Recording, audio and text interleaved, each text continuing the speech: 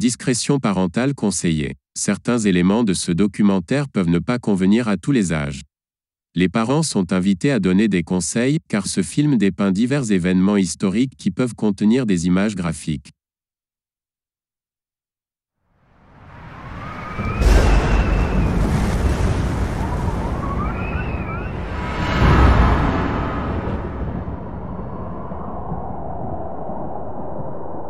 Il n'a enseigné que pendant 3 ans et demi. Mais en une génération, ce qu'il a dit a transformé le monde. Toutes les armées qui ont jamais marché, toutes les marines qui ont jamais navigué, tous les rois qui ont jamais régné, combinés, n'ont pas affecté l'histoire aussi profondément que cette vie solitaire. Maintenant, 2000 ans plus tard, ses disciples se comptent par milliards et couvrent la terre. Mais la pratique du christianisme aujourd'hui ne ressemble guère aux premiers enseignements de Jésus.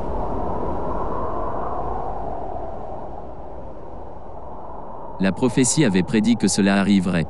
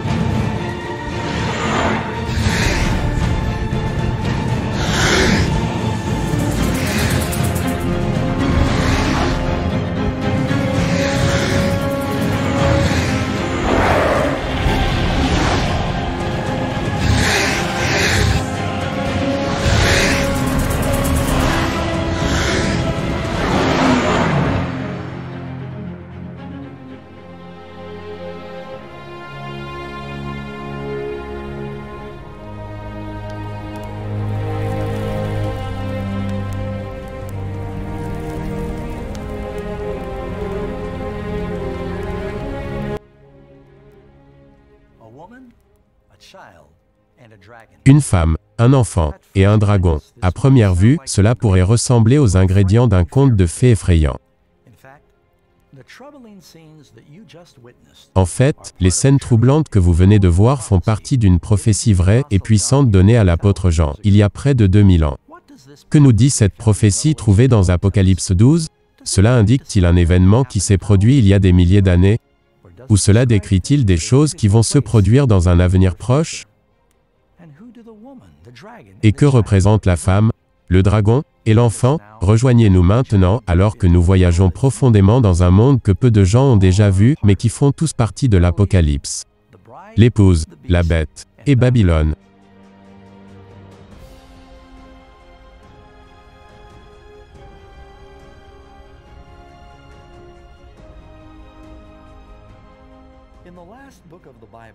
Dans le dernier livre de la Bible, Apocalypse, l'apôtre Jean a reçu une vision d'une grande bataille entre le bien et le mal. Une prophétie d'une bataille qui fait rage en coulisses depuis la nuit des temps. Les secrets derrière cette prophétie ont été enveloppés de mystères pendant des siècles, jusqu'à maintenant. Allant des royaumes et des dirigeants qui sont tombés dans le monde, aux hommes et aux femmes qui se sont levés pour lutter pour ce en quoi ils croyaient. C'est l'histoire du christianisme, la recherche de la vérité et le fondement de la foi de milliards de personnes. Un grand signe parut dans le ciel, une femme enveloppée du soleil, la lune sous ses pieds, et une couronne de 12 étoiles sur sa tête. Elle était enceinte, et elle criait, étant en travail, et dans les douleurs de l'enfantement. Le dragon se tint devant la femme qui allait enfanter, afin de dévorer son enfant, lorsqu'elle aurait enfanté. Apocalypse chapitre 12, versets 1, 2, 4. De nombreux érudits de la Bible et historiens ont étudié cette prophétie au fil des ans et ont convenu que la prophétie d'Apocalypse 12 pointe vers un événement connu sous le nom de massacre des innocents, qui s'est produit au 1er siècle en Judée. Dans les décennies précédant la naissance du Christ, l'Empire romain avait conquis le monde méditerranéen tout entier, y compris la Judée. Et à divers moments de cette histoire, elle a été gouvernée par différentes personnes. 20 ans avant la naissance de Jésus, vous avez le roi Hérode, un roi vassal de Rome. Nous avons des documents sur lui en dehors de la Bible, qui nous dit qu'il était très cruel. Il était capable de tuer ses propres fils. Il était impitoyable et vous ne voudriez pas être de son mauvais côté. Hérode était très inquiet lorsqu'une petite délégation de sages venant de l'Orient vint à Jérusalem, annonçant leur recherche du nouveau-né roi des Juifs. Pourquoi Hérode serait-il contrarié à ce sujet?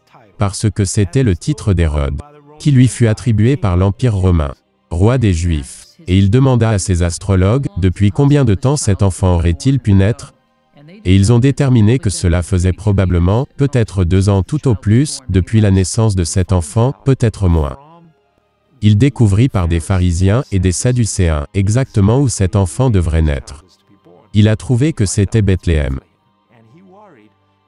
Et il fut inquiet de perdre son trône. Il eut donc une grande colère contre cet enfant. Il envoya des soldats pour essayer de tuer Jésus.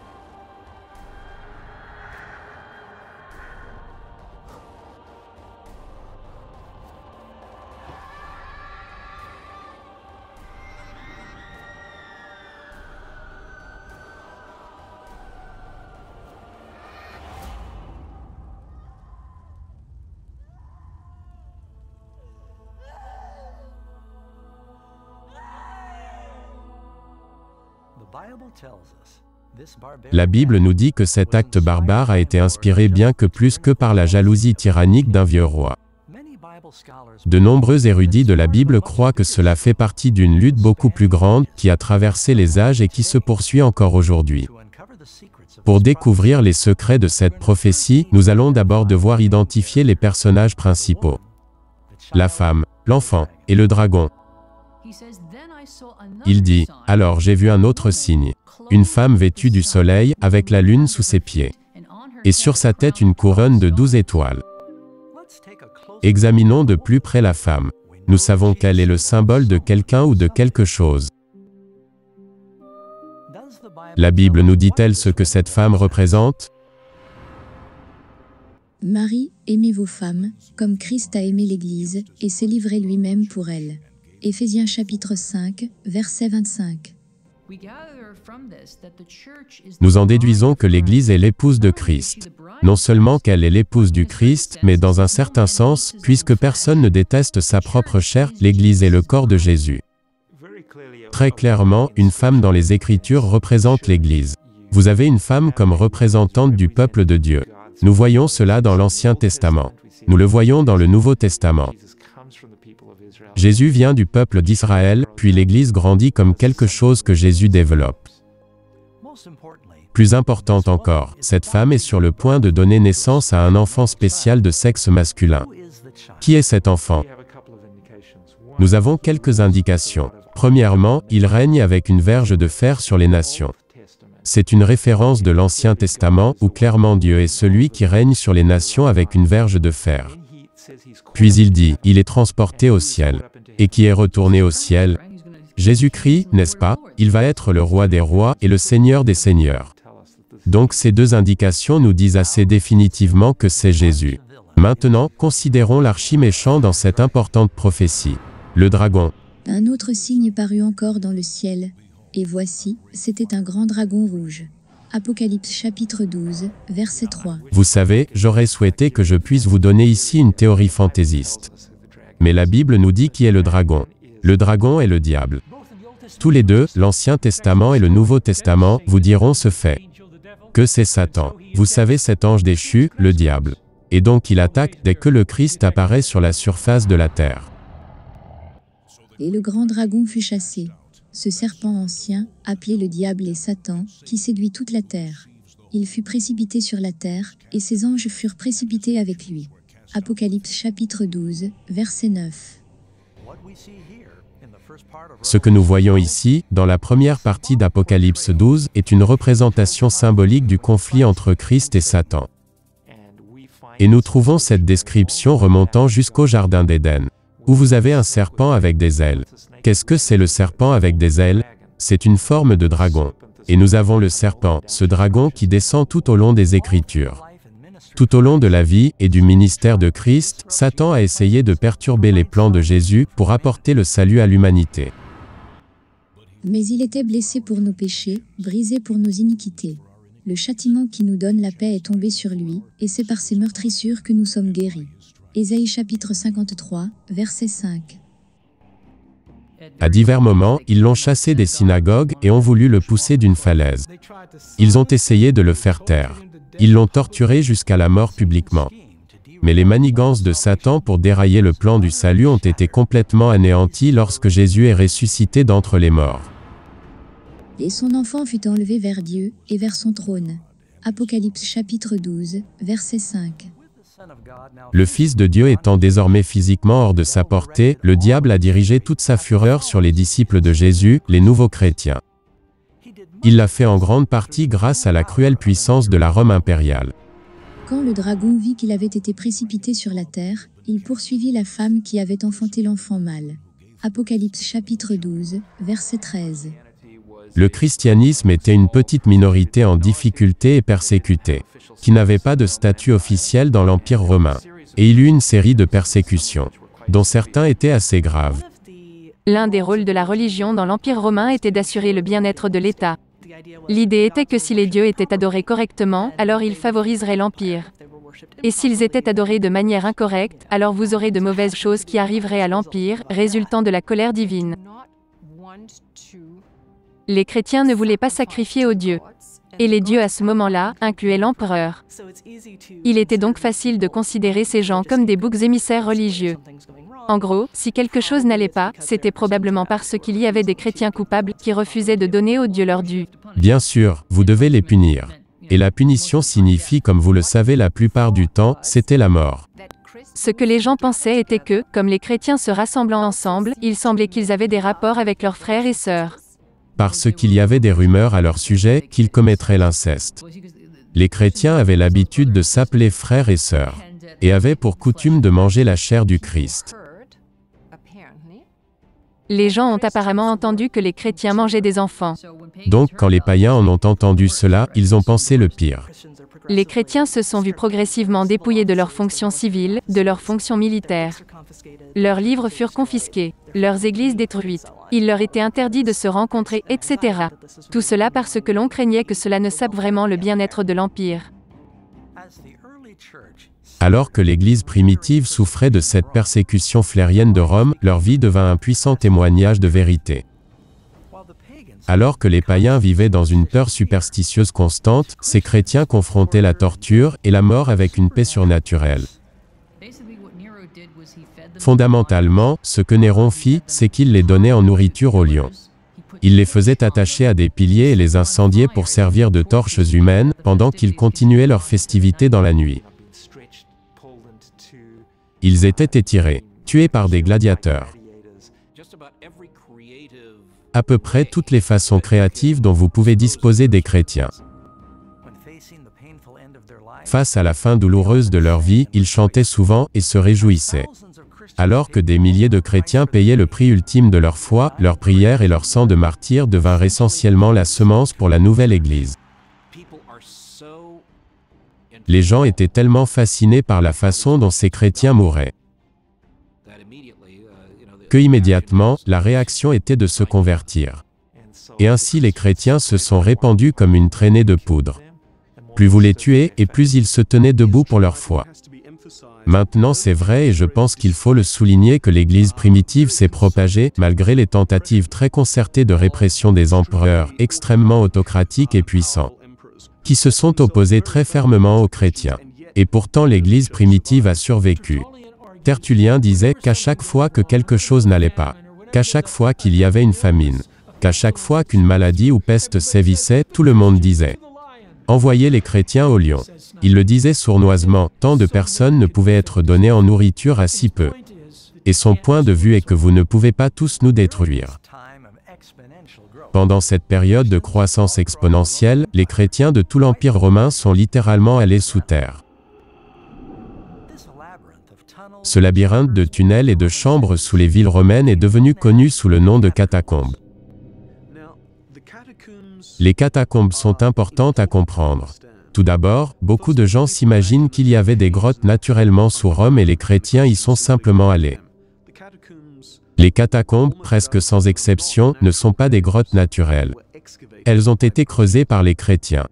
Et donc les chrétiens ont creusé tout un système de labyrinthes souterrains. Parfois, des cultes y étaient organisés, dans les tombes même des martyrs. Le deuxième point est que l'acte même d'enterrer vos morts était extrêmement important. Les chrétiens croient en la résurrection du corps. Maintenant, bien sûr, cette croyance a bougé et changé au cours des siècles. Mais d'après ce que nous comprenons, les premiers chrétiens croyaient qu'ils seraient ressuscités sous cette forme corporelle réelle. Et donc ils ont choisi d'enterrer leurs morts, et non de les incinérer. Par conséquent, si on te voyait enterrer tes morts, surtout à des périodes où il y avait des vagues intenses de persécution, tu disais indirectement à la police, « Venez enquêter sur moi. Je pourrais très bien être chrétien. » En l'an 306, un nouvel empereur romain est arrivé au pouvoir et les choses vont commencer à changer rapidement. Constantin le Grand était un chef militaire compétent et un politicien habile. Constantin a mené toute une série de guerres civiles afin d'atteindre son objectif politique de devenir empereur. Et c'était son propre ambition personnelle et politique. Il sort de la Gaule, la France moderne où est la base de son pouvoir pour affronter son rival Maxence en Italie. Constantin descend à partir du nord et en Italie, il y a ce long tronçon. Et gagne des batailles l'une après l'autre. Alors qu'il marche avec son armée, il fait un rêve une nuit où Dieu vint vers lui et lui dit « Tu deviendras chrétien et tu mettras ce signe sur vos boucliers et vous vaincrez. » Peu de temps après, il a en fait eu une vision, dont l'histoire nous dit qu'elle a été vue par son armée aussi bien que par Constantin lui-même. Il leva les yeux vers le soleil et il vit une croix de lumière avec au-dessus les mots grecs. En Teutonica, par ce signe tu vaincras. L'histoire qui dit qu'il eut ce rêve apparaît à un stade relativement précoce. Il est décrit par Eusébius. Il existe différentes sources, il existe différentes versions. Mais il semble que Constantin dise, j'ai eu cette rencontre divine. Et un ange m'a dit sous le signe de la croix, je vaincrai. Constantin ordonna à ses troupes de décorer leurs boucliers avec le symbole chrétien.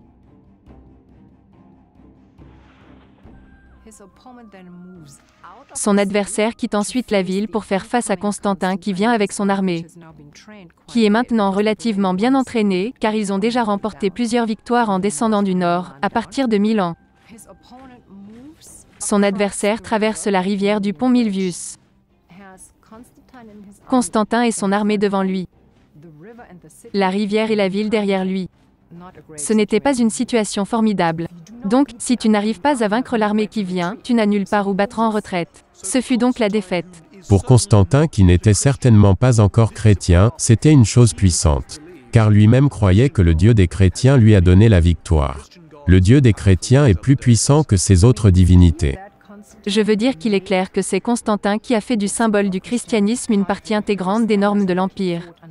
Il a combattu sous ce symbole et il a gagné. Et donc étant un bon empereur romain, il pensa alors oui j'ai le signe, je suis sur la bonne voie. Donc, si vous êtes un païen, ou si vous êtes juste quelqu'un qui est confus au sujet de la religion, vous avez eu ici ce choc de divinité. Et qui émerge au top? Le Dieu des chrétiens. Vous pouvez tirer vos propres conclusions. Peu à peu, le sentiment national contre le christianisme a commencé à s'inverser. Pendant le règne de Constantin, les chrétiens sont passés d'une position de secte persécutée à des positions d'influence ouverte dans les cours, les palais des rois et des gouverneurs. Donc, une grande partie des élites habituées à être au-devant devinrent automatiquement des évêques locaux, etc.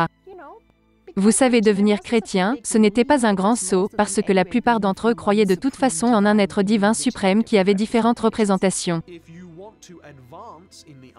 Si vous voulez progresser, dans l'armée ou dans la fonction publique impériale, il y avait tout intérêt à devenir chrétien, parce que toutes les personnes au sommet étaient chrétiennes. Donc pour vouloir progresser dans la hiérarchie, que ce soit l'armée, la fonction publique ou tout simplement à la cour, les gens devinrent chrétiens. Cela devint très attrayant parce que l'édit de tolérance de Constantin l'a rendu ainsi.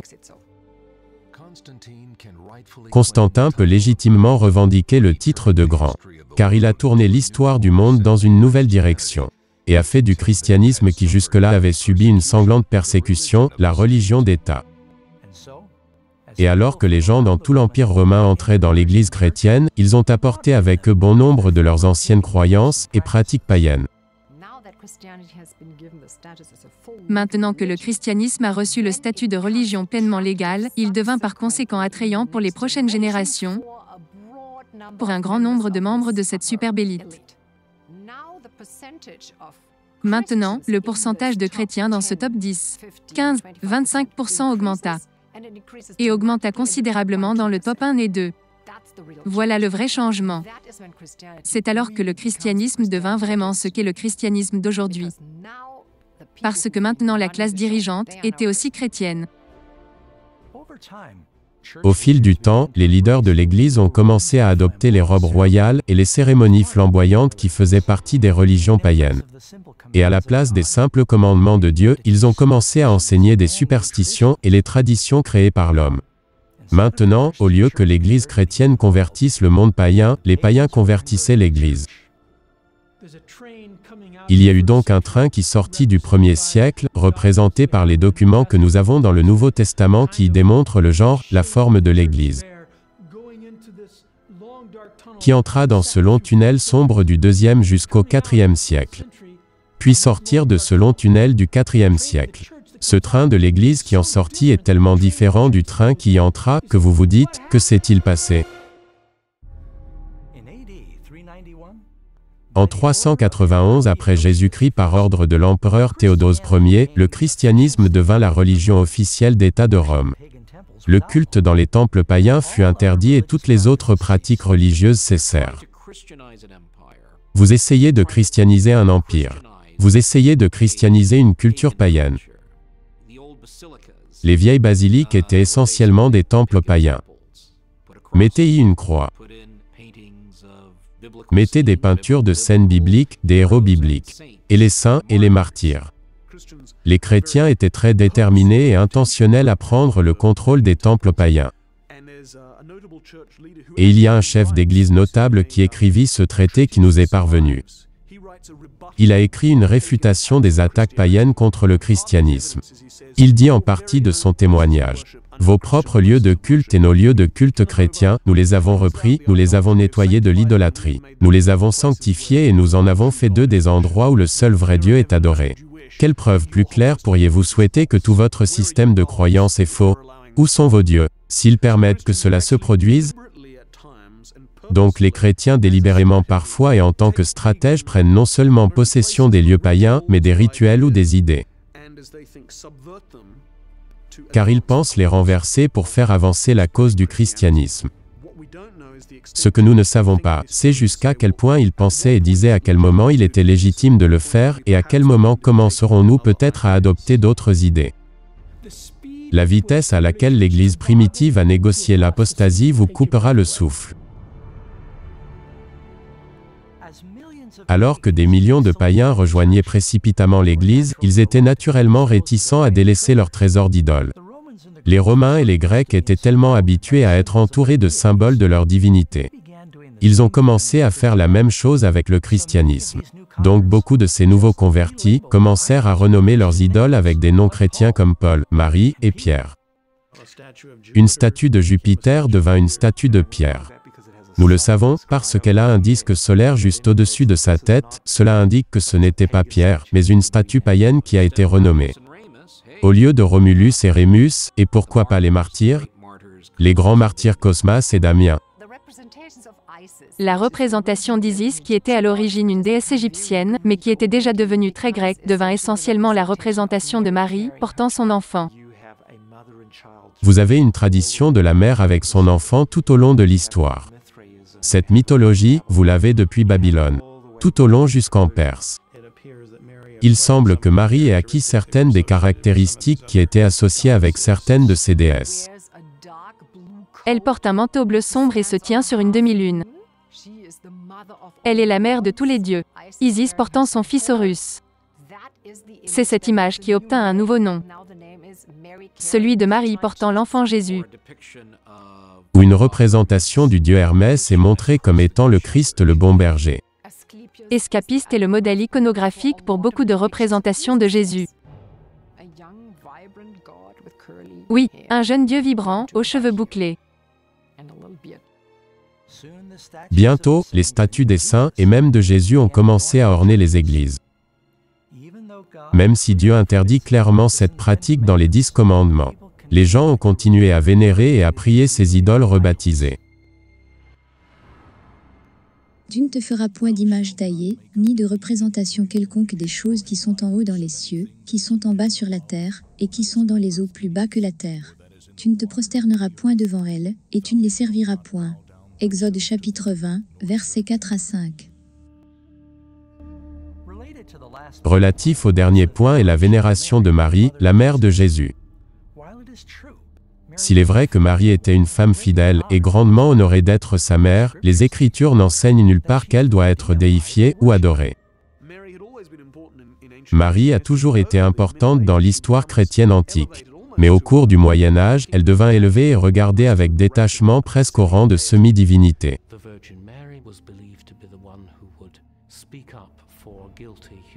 La Vierge Marie serait censée être celle qui dénoncerait les êtres humains coupables à son Fils suprêmement vertueux et critique. C'est une image très étrange, mais c'est ce que montre l'art religieux de l'époque. La Bible ne vénère pas Marie comme une sainte spéciale. Il la répertorie purement comme une femme vertueuse merveilleuse, utilisée par Dieu pour donner naissance au Messie.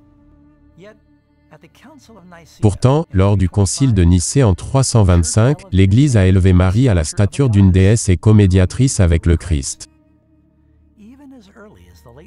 Dès la fin du IVe siècle, des églises étaient dédiées à la Vierge Marie. Mais malheureusement, ce ne sont pas les seuls héritages qui se sont glissés durant cette période.